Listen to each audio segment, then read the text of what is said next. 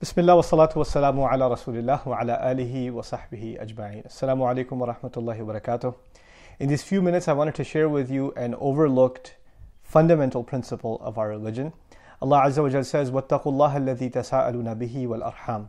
Have taqwa of Allah, in whose name you ask each other for things. And then he adds وَالْأَرْحَامَ, which actually means have taqwa, meaning be cautious, be aware of, have a sense of awe towards the wombs. Now, what in the world does that mean? That means that anything that has to do with the womb, we have to have respect for. That is why we have such great respect in Islam for our mothers and all of our family relationships. But the relationship of the womb began with marriage, like Adam alayhi salam. That's why the beginning of this ayah is Ya ayyuhan nas ittaqu rabbakum alladhi khalaqakum min nafsin wahida.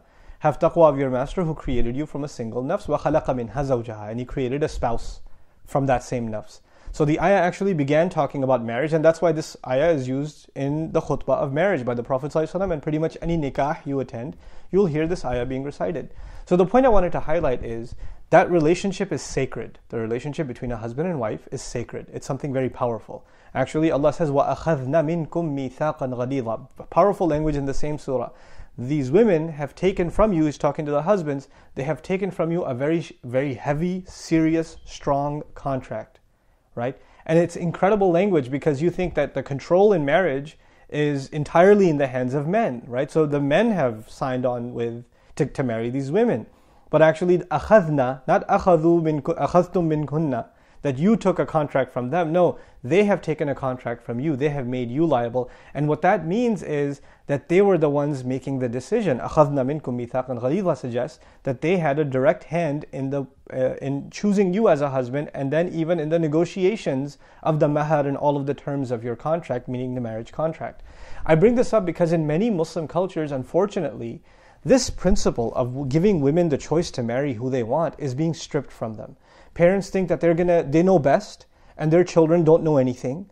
So I'm going to get my daughter to marry whoever I think is right for her. Whether she likes this person or not, if she says no, then she's being stupid. Then if I just yell at her enough and embarrass her enough, then she'll just cave in because she doesn't understand. And this idea of not giving our daughters the ability to make that decision for themselves, or think about it at least for themselves, without the psychological pressures that we unduly put on them. Some of our elders do this, and it's a very common practice, especially in the Indo-Pak subcontinent and other places in the Muslim world. A proposal comes through and they say, well, you're so fat and you're so ugly and you're so short. Who's going to marry you anyway? This guy came along. At least you're lucky to even have a proposal. Just marry him and get it over with. Get off of our show. And it's not really that they care about her happiness. A lot of times it makes it seem like they just want to get rid of her because it's a burden on their shoulders that they have this unmarried daughter and she's getting older and older and older, right? So just anything that comes along, let's just meet certain superficial requirements and get her married off, And this has become a crisis situation. Many young women are getting married to men that they don't want to marry. And sometimes vice versa. Even men are being forced to marry their cousin or somebody from back home, or somebody that they're not interested in marrying. And a lot of these people come to me and they talk to me about their problems. They email me. I find out about this in social media. And you guys know many, many cases of this kind of thing. Some of you sisters that are listening to this, your parents are probably pressuring you to get married to people that you're not interested in. And you're like, if I speak out, is it disrespectful? Because Islam gives so many rights to parents.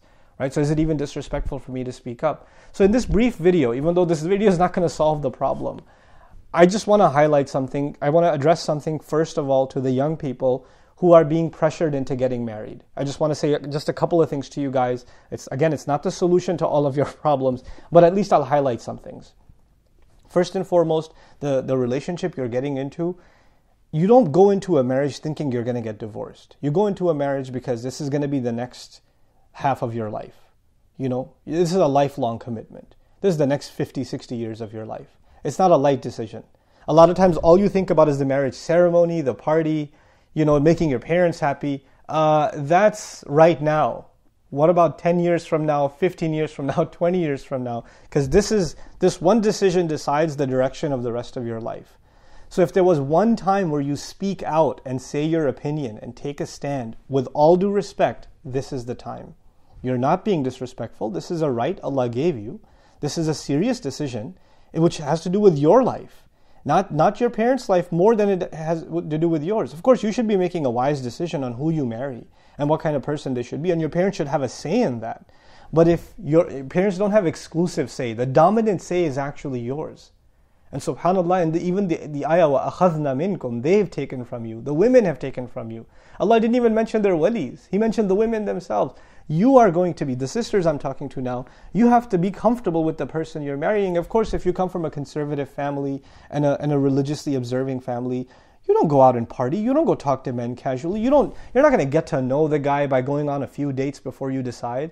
Of course, you're not going to be comfortable entirely with marriage because it's a new thing in your life, but at least you're going to have some level of comfort with the idea. You're going to be, okay, you know what, this seems like a good person. To my side, as best as I can find out within the realm of Sharia, this seems to be a good person. I think this is a good match for me. Allahu A'lam if it's the best match, and sometimes people get married and they get divorced. This even happened with Sahaba. But we do our due diligence, right? You have to be happy going in. You shouldn't be settling in a relationship going in. The same is true of guys. Guys, speak up. And, let your opinion be heard.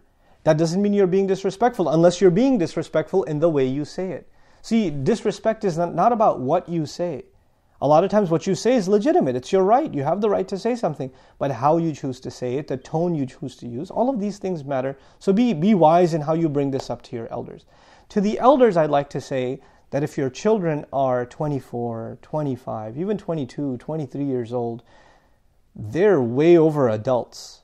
And if they come to you saying, I want to marry this girl, or I want to marry this man, then first of all, and you're living in the West, let me add one more condition here. If you're living in the West, then try to understand something.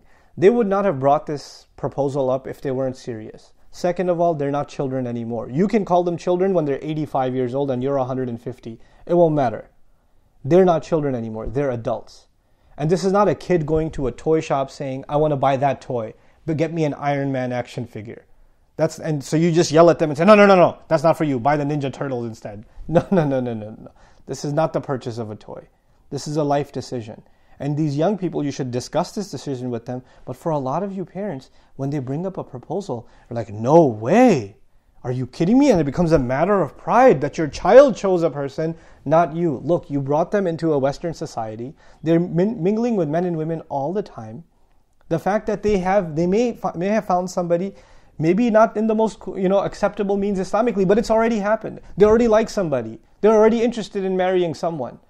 And you shut them down and you say, no way, this will never happen. This is a matter of our pride. This is a matter of our religion. Well, there are so many other matters of your religion where you ignore to teach them properly, where you ignore to provide them a healthy environment. And now you're getting angry at them for, making a choice or even suggesting a choice. At least consider the choice. Become more open-minded about the possibilities. The world around you has changed. The way you got married, the way even, my parents got married is a different time. Those norms, those standards, cultural standards have changed. The world around us has changed, So we have to be open to the choices that our children are making. Look, if you're sending your son to college, you have enough trust in him to send him to college, to let him work in a non-Muslim society. If you're sending your daughter to school and she's getting an education in a non-Muslim society, you trust her enough to send her out into a cruel, corrupt world, and to survive and uphold her values. So then you have to trust her enough with her decision. At least enough to consider her decision. Even if you don't like the choice at first, at least to consider that decision. So be a little more open-minded about this discussion and control the tempers. No, there's no need for overly dramatic language. There's no need for, oh my God, all of my dreams have shattered and you're no longer my son and all of this stuff. Just take it easy. Take it easy. Everybody needs to be able to say how they feel. In many Muslim cultures, parents don't open up. They only open up when it's too late. And children don't say anything because they're too afraid of what their parents might think. We need to change that culture. We need to have a culture of open, honest, and yet at the same time respectful communication. The last point I'd like to make is the principles of our religion, of how men and women should interact. They're timeless principles. But social realities change. Our principles don't change. Social realities change. So the cultural values we've had all along, they may or may not apply anymore. The religious values apply, absolutely.